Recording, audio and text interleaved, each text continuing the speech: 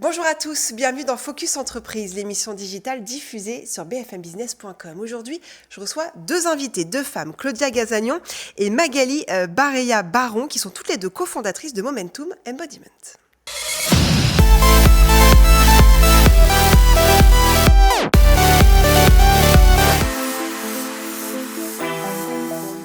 Momentum Embodiment est spécialisé dans l'accompagnement, coaching individuel, coaching d'équipe, coaching stratégique et également dans la formation. On va en parler tout de suite avec mes deux invités. Bonjour à toutes les deux. Bonjour Mathilde. Bienvenue. Bonjour Mathilde. Alors, expliquez-nous un petit peu votre parcours parce que vous n'êtes pas forcément formée en France, c'est ça? Expliquez-nous rapidement. Pendant plus de 15 ans, nous sommes intervenus dans le secteur privé concernant Magali et dans le secteur public me concernant, sur du management, de l'accompagnement au changement, aussi de l'accompagnement à l'innovation et la créativité, donc plutôt à l'international aussi en ce qui concerne Magali. Et depuis plus de 8 ans maintenant, nous coachons et nous formons effectivement des individus et des collectifs sur des compétences comportementales, etc.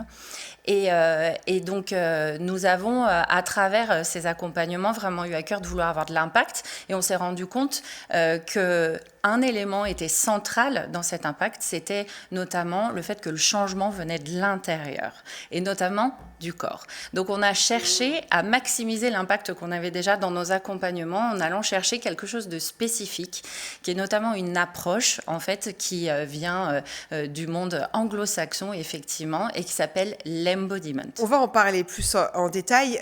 Vous êtes formés en Angleterre. Exactement. C'est ça, toutes les deux. Hein. Voilà. Effectivement, comme le posait Claudia, l'approche d'embodiment coaching vient du monde anglo-saxon au sens large. Elle a été modélisée dans les années 90 aux États-Unis par Wendy Palmer-Paul Linden.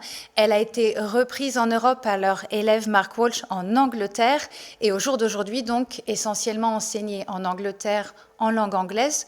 Nous sommes les élèves de Marc et très heureuse d'être les pionnières à la portée dans le monde francophone de l'entreprise. Vous êtes les seuls en France? Dans le monde de l'entreprise, en français, oui. D'accord. Bon, écoutez, pourquoi ce nom alors? Le latin, on remet le latin un petit peu, c'est ça? Alors, c'est un mot latin, on est d'accord, mais qui a aussi un sens en français et en anglais d'ailleurs. Hein. Donc, momentum veut dire élan, veut dire impulsion, c'est quand on vient créer les conditions favorables au changement.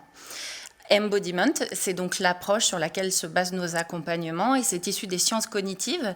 C'est une approche qui pose et qui affirme aujourd'hui vraiment que nos pensées, nos émotions et nos comportements en fait sont conditionnés et influencés par notre corps. Alors, quelles sont les méthodes que vous utilisez justement ? Aujourd'hui, grâce à cette approche de l'embodiment coaching, cela nous permet d'aller intégrer dans tous nos accompagnements, que ce soit effectivement du coaching ou de la formation, un travail par et sur le corps, aux outils classiques, donc classiquement basés sur des méthodes de restructuration cognitive qui passent par le mental et traditionnellement donc laissent le corps dans un rôle de support d'exécution. Or, le corps est beaucoup plus d'un support d'exécution. C'est le socle qui nous permet de récupérer notre capacité à évoluer, diriger, coopérer. C'est vraiment ce qui nous permet d'aller récupérer la capacité à écouter, ressentir et transformer nos automatismes.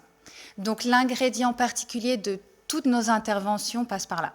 Et comment se passe alors l'accompagnement de ces entreprises-là dans cette réintégration du corps alors ? Alors, très concrètement, vu que le corps joue un rôle actif dans ce développement de compétences, on suit un processus qui va consister à d'abord transmettre des outils qui permettent de développer une conscience physiologique, donc une conscience de soi, et aussi des outils de régulation. Ça, c'est la première étape. Régulation de nos ressentis, de notre état interne. Puis après, on va aller maximiser aussi le mental avec de nouvelles connaissances, de nouveaux savoirs, et puis aussi aller travailler sur des croyances. C'est la deuxième étape. Et enfin, on vient accéder à de nouveaux comportements. Et là, le corps, à chaque étape, va jouer un rôle avec toute une famille d'outils qu'on vient mobiliser pour aller développer ses compétences. Quels sont les bénéfices directs sur les entreprises, enfin, en tout cas sur les employés ? Aujourd'hui, tous nos clients partagent le besoin de faire face à un contexte compliqué dans un monde en changement permanent où ils requestionnent leur fonctionnement, un usage juste des ressources et donc ils ont besoin d'aider leurs collaborateurs à développer des compétences clés comme le leadership, l'assertivité ou collective, de la montée en intelligence collective. Et donc, nous les aidons dans le développement de ces compétences à travers nos accompagnements, à nouveau en les réintégrant vraiment leurs collaborateurs dans un processus dynamique de changement qui part de l'individu avec toutes ces dimensions réintégrées. Et donc, cela crée un système vertueux où l'impact sur l'individu crée un impact dans sa relation à l'autre, un impact sur le collectif et donc sur tout le système.